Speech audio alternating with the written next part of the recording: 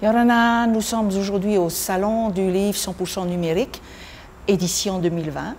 Et comme chaque année, nous avons le plaisir et l'honneur d'accueillir des auteurs, des personnalités du pays pour parler des ouvrages qui font partie de cette édition 2020. Et aujourd'hui, nous avons Libor Prokop avec nous pour parler d'abord de l'homme Tupaia, Teta Tupaia. Qui était Tupaia? D'où venait-il? Quelles étaient ses origines? Donc, Teta Tupaia, on a qui était Tupaia, on parle tellement de Tupaia, on ignore tout de ce qu'il a été, d'où il vient, comment se fait-il qu'il est arrivé à Tahiti et qu'il soit allé à la rencontre des circumnavigateurs, à commencer par Wallis puis Cook. Na o te nei Libor maru tau wharereira, traia te tumprau, matamua tataua, e tua tapapame, o vai te tatara, na muaru o vai oe Libor Prokop. O vau nenhe taua parau no me e tua tapapa, taua parau no Tupaia, e taamura to Tupaia e te mau tewa, nenhe parau mitara. No hea no te hapa i o Tupaia, i teimei i papara nei, i te marae maha atea, mai taputupu atea, mai, no te hea no re atea ia. Me nahea ropa i o Tupaia i harero atu e wharerei te mau Brown e navigator i tara rātou. Horopai. O horopai hop e rātou, mia tūte anei, rewatura, e whanoroatura i tara rātou pa ia. E te emana pona he Tupaia, no te hea opu taata mai ona, prohia e arioi ona, e taua arioi, e orhei tōna, norto mai tōna mutupuna trai hoa? O ia hoa, o Tupaia, e whanohi ona i te whenua Eatea, i vai a au, i tara o te ao o Pufau, i roto pa i te tara awa o Haamanino. Ua tauahia ona i taputupu atea. I te oe tau, wa ihia mai ona nā te mau te wahoara, no papara, i taputupu atea, awhaime e ana, hopo mai ana, i mahi atea i papara, no te patu i te i nei marae o mahi atea. No te hara, e nenhei e tau e tua tau papatara. E tramara hei te ene tiroto i te whaapira ahia e te hauwhenua nei. Tēnei tōna tuatira e tramara, no te ha ona e taua no rei atea mai, e te vero i mo taua i unei.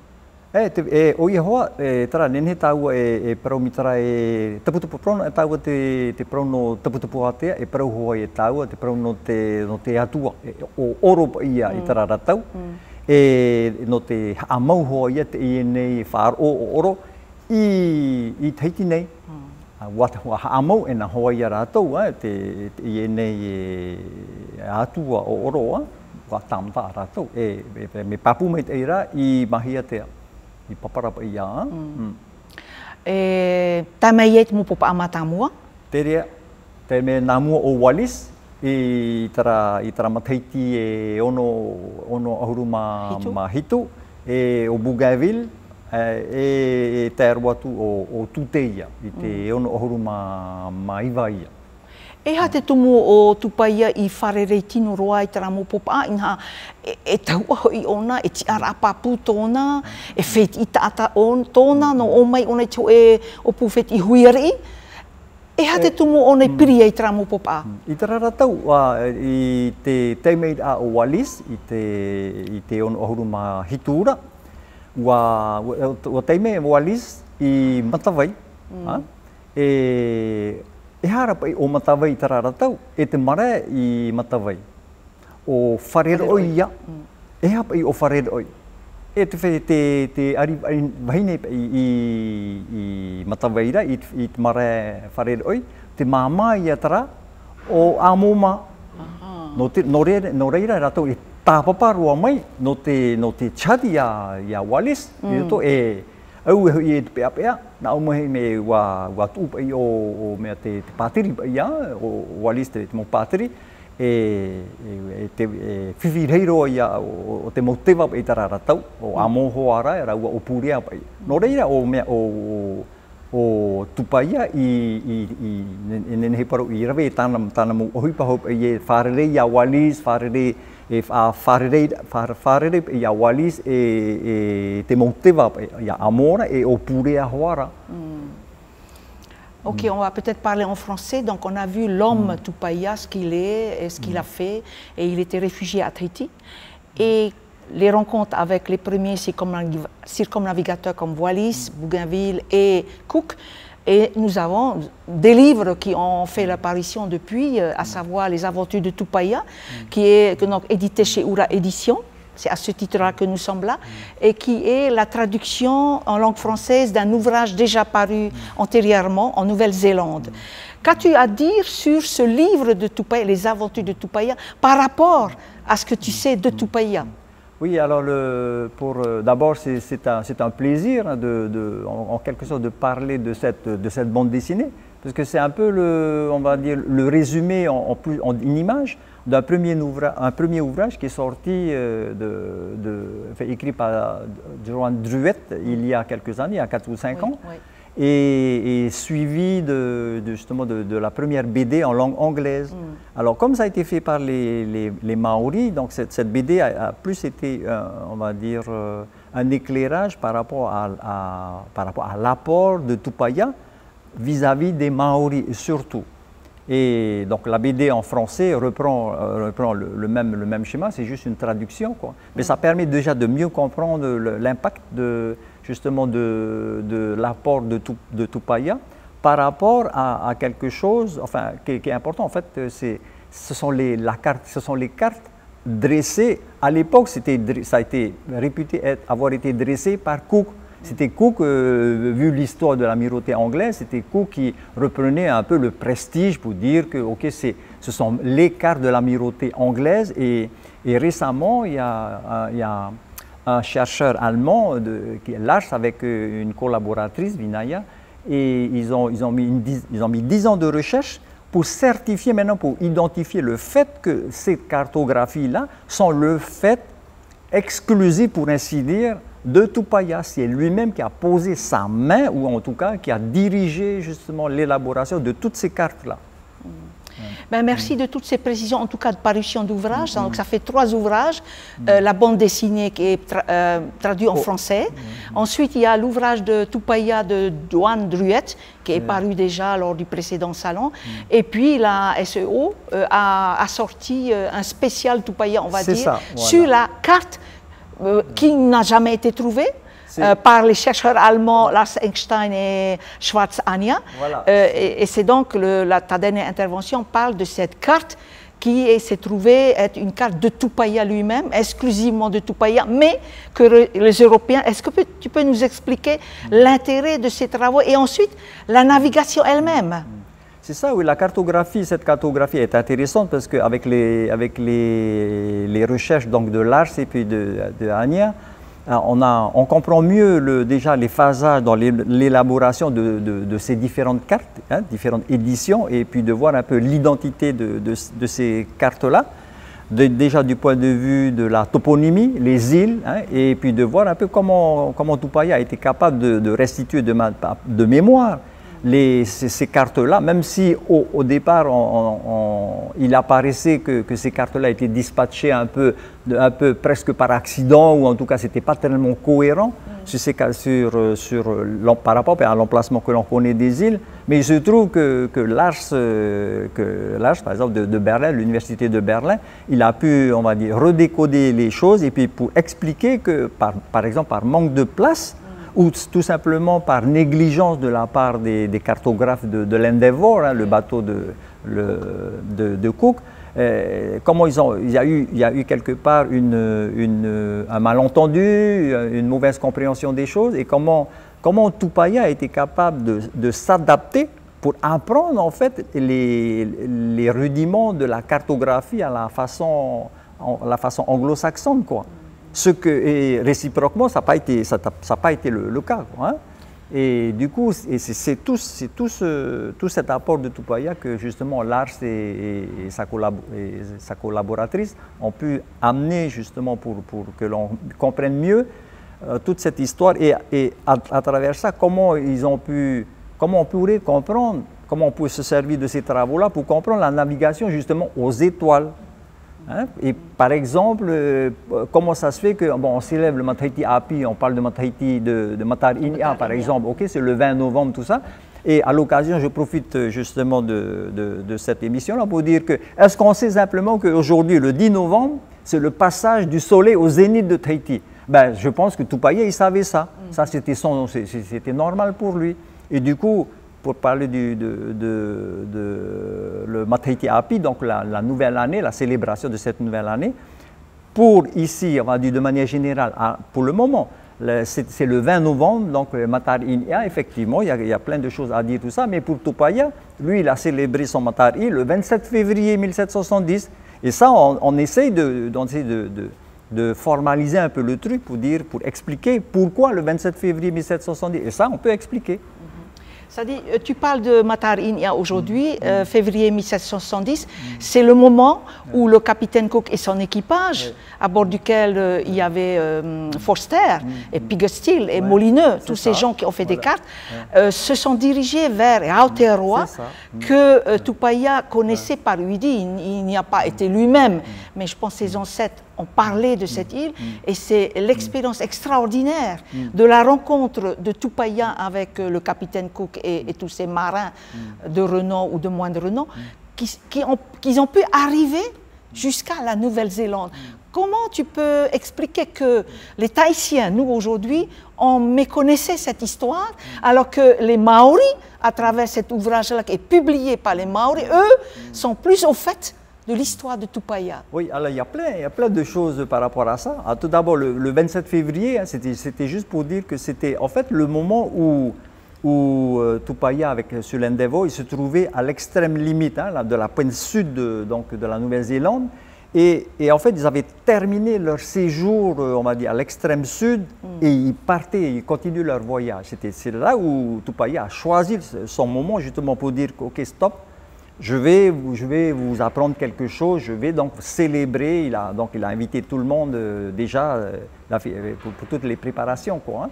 Et à partir de là, ils sont partis, ils ont quitté la Nouvelle-Zélande pour aller. Mais c'est vrai qu'entre-temps, ils ont eu l'occasion de faire le périple de reconnaissance par le nord de la Nouvelle-Zélande, ensuite par le détroit de Cook, et puis remonter un petit peu encore vers le nord, redescendre pour aller vers l'extrême sud. Et dans tout ça, donc pour revenir à la rencontre avec les Maoris, il se trouve que bon, on va dire pour la petite histoire, il se trouve que ça n'a pas tellement fait l'unanimité parmi les Maoris, hein, concernant par exemple la BD, et puis, parce que cette BD-là, c'était aussi concomitant, on va dire ça comme ça, à une exposition actuellement toujours en cours au musée de la Nouvelle-Zélande, Nouvelle-Zélande. Enfin, à Auckland, je veux dire. Ah, à oui, Auckland. okay. Et donc, c'est comme ça que la première BD aussi est venue, quoi, pour couronner un peu, pour illustrer un petit peu cette exposition-là.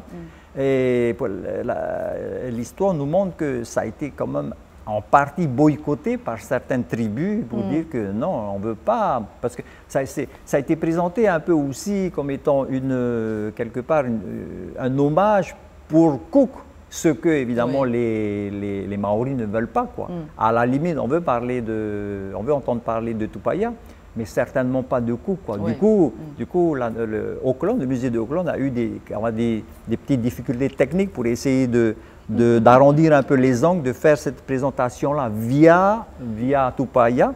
Et puis donc, ils ont plutôt touché le public, on va dire, enfant, façon de parler, d'où la BD. Sinon, ça ne passait pas, quoi. Avec les adultes, les Maoris, ça c'est, on va dire, ce qui veut dire, lorsque je t'écoute, Libor, tu as visité cette exposition, tu as vu cette exposition? Oui, j'ai vu cette exposition-là, un peu par accident. Mais quand tu vas dans une expo, tu essaies de voir un peu aussi les responsables là-bas. Et puis finalement, on a été reçus, mais alors presque comme invité d'honneur, quoi. Et puis ils étaient contents de voir quelqu'un pour parler justement de Tupaia et de la partie historique avant le départ de Tupaia d'ici. Parce qu'eux, ils n'ont pas le contact, ou en tout cas le contexte, par exemple, politico-historique. Je dis, qui était Tupaya? Qui était Tupaya? Pourquoi Tupaya, à un moment donné, en 1769, il a embarqué à bord de l'Endeavour. Oui. Et en plus, pour dire qu'il embarque avec son serviteur. Hein, quand on dit son serviteur, Tayata ou Tayato, oui, voilà, voilà. Les deux noms ensemble. Et pour ce qui me concerne, c'est super important parce que Tayato, il a amené avec lui, par exemple, une flûte nasale. Et c'est dans les écrits, il est mentionné qu'il a joué du vivo, quoi, devant tout le monde. Donc, quelque part, c'était bon, comme moi je suis dans les groupes de danse, tout ça, et puis j'ai voulu mettre à l'honneur cet instrument-là. Et il se trouve que historiquement, je suis un peu, quelque part, moi personnellement, je veux dire, hein, je suis lié en fait à cette histoire-là. Et puis aussi, la contribution, pour revenir à ce qu'on disait tout à l'heure, la contribution de Tupaya par rapport à la meilleure compréhension de la politique, en fait, de l'histoire et de la politique de cette période-là à partir du contact. Que vient faire Tupaya dans la maison des Teva, et comment ça se fait qu'il a pu quelque part naviguer, bon, de 1767, 1768 Bougainville, 1769 Cook. Comment ça se fait que derrière ça, il y a l'histoire des Teva. Après, il y a la présence des Pomarés, quoi. Comment c'est tellement lié tout ça. C'est vrai. C'est passionnant. Hein? Ouais, on passerait des heures à écouter. Je pense que ça laisse place à d'autres ouvrages, à d'autres émissions, n'est-ce pas? Et vraiment, on a envie, plus tu creuses cette partie de généalogie, parce que beaucoup de gens en Polynésie recherchent leurs origines, et Tupaya est un exemple, d'abord par ton exemple à toi, parce que tu me disais que tu es lié à la famille de... Alors, la famille, par ma mère, on est issu d'une famille qui s'appelle Tehui Otoa. Hein, c'est-à-dire la confrérie ou le clan des Toa. Les clans des Toa viennent justement de Vaiaau, de Tewei Toa, où justement il y a par exemple, le marin Tainui, qui est pas très loin justement de Pufau et de Hamanino, de cette petite baie. Et après, par exemple, comment ça se fait que Tupaya a amené Cook avec le Endeavour mouillé justement à Hamanino, à la baie de Pufau, quoi. Et pour dire à Cook, je suis né ici. Ça c'est mon bled, quoi. Voilà. Et puis beaucoup plus loin par rapport donc à la question des Teva, il y a que les Teva qui le disent, mais par exemple, une des premières personnes dans le monde universitaire, c'est Vonique Baudin. C'est l'une des rares, ce n'est pas pour ne pas dire la seule, qui disait justement que l'origine des Teva, c'est Reietea. C'est d'abord Vaiarei avec Varimatau Hoe, à cette époque-là, du temps de Tetun d'ailleurs, et qui vient chercher Hotutu, la fille ou la petite fille la fameuse Hotutu. La fameuse Hotutu. De cette liaison, on va dire, extra-conjugale, va naître justement le fameux Teva. Et pour les Teva, en fait, avant de venir donc de Vaiarei, pseudo Taputupuatea qui n'existait pas encore, il a fallu préparer le terrain. Qui a préparé le terrain? En fait, ce sont les Toa. Ils ont été amenés, ils ont disposé les Toa, je veux dire, un peu partout sur l'île. Et c'est comme ça que pour la petite, on va dire, histoire, façon de parler, Teva va se marier avec qui? Avec une princesse qui s'appelle Huitoa. Huitoa de Hitia, voilà, de cette lignée-là. Pour dire qu'avant ça, il y a une lignée qui se met en place, celle des Toa, pour préparer la venue de Varimatau Hoe, qui va donner justement le Teva en quelque sorte, et qui aura le premier Teva, quoi. Eh bien, à t'écouter, on ne s'en lasse pas. J'ai l'impression de voir devant moi une dynastie où les films que l'on voit pour d'autres civilisations, notamment les Vikings ou que sais-je, du monde entier, et on est en plein dedans. Et grâce à Tupaya, c'est un petit fil, là. Hein, c'est ça, hein, qui mène vers la connaissance plus profonde, plus sérieuse, plus scientifique de ce qu'on peut savoir aujourd'hui sur l'histoire de la rencontre de Tupaya et des Européens. C'est ça, oui, bien sûr. Dernièrement, façon de parler, quand on parle de navigation, on se pose la question, on essaye à travers Tupaya, grâce à Tupaya, on essaie de voir, de tracer un peu l'itinéraire des navigateurs. Par exemple, de Tafai. Tafai, il est allé 36 fois à Hawaï, mais comment et quels sont, tu vois, du point de vue itinéraire, il a suivi quelles étoiles, quel machin. Et donc, on essaie de formaliser ça, tout ça pour dire, OK, il est parti à telle époque, même coupé, hein, si on parle de coupé, c'est pareil, on dit il est parti à telle époque, parce que du point de vue astronomique, Vénus ne peut pas être à droite, il est forcément à gauche, et puis on était proche du solstice de décembre, donc la position du Soleil, on peut donner même ce qu'on appelle le radial ou l'azimut du Soleil à l'horizon, donc et ça donne la direction de Aotearoa, par exemple, tu vois, et puis aussi le découpage de l'univers polynésien, justement, pourquoi à Aotearoa, la partie ouest d'une limite, d'une frontière qui passe par Taputupuatea pour diviser cet univers-là. À droite, Teauri avec Te Moana Marama, et puis à gauche, Te Moana Urifa avec justement Tearoa. Et après, qui va donner aussi, qui va prolonger ce nom-là jusque pour la Nouvelle-Zélande, quoi, tu vois. Et c'est toutes ces choses-là, ces structures-là que Tupaya peut nous amener à mieux comprendre, ou en tout cas à fixer des choses un peu plus compréhensibles, quoi. Hein. En tout cas, je te remercie beaucoup, Libor, de toutes ces connaissances que tu présentes de façon tellement naturelle, tellement courante, qu'on a envie d'en savoir plus. Et je pense que ça sera dans les prochaines années, prochains jours. Merci beaucoup à toi et à ceux qui nous écoutent. Et bon vent pour d'autres émissions et d'autres livres. Merci pour ton accueil en tout cas, Vahi. Merci.